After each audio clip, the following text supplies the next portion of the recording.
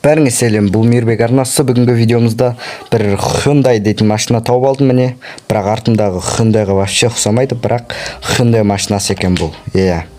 Так, бұл машина жайлы қазір көрсетем барлығын. Сендер осы видеоға лайк басыңдар, арнаға жазылыңдар, әлде жазылмаған болсаңыздар. Ал мен видеомда бастаймын.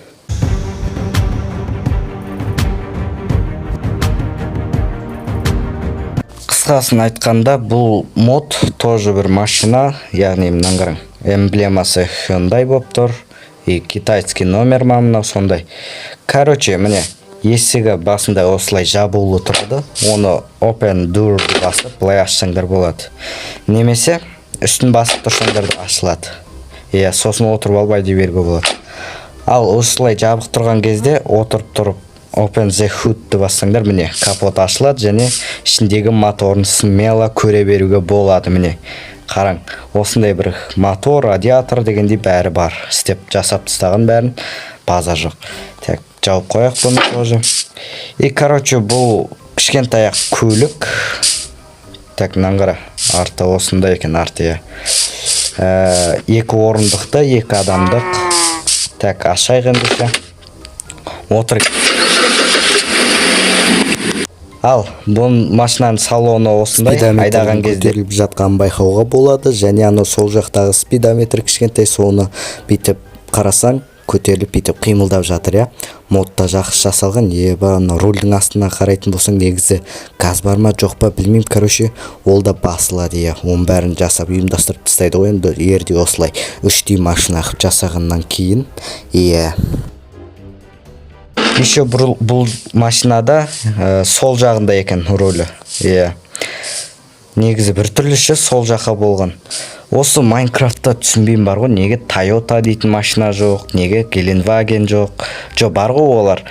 Бірақ қандай Toyota дегенді көрмедім мен. В общем, танымал машиналар көрмедім бар ғой. Nexia дегенді сияқтышы. Оларды жасай ма или шығармаған ба? О басқалардың ойында да жоқ нәрсе шығар. Американецтер ол машинаның бар екенін білмейтін де шығар. Бірақ шығаратындар осындай бір түрлі необычный машиналар. Наңғырың. Онша бізге Қазақстанда онша көріне бермейтін машина дейміз ба? Жарайды, не болса да. Короче, айдаған кезде вообще дерзкий екен.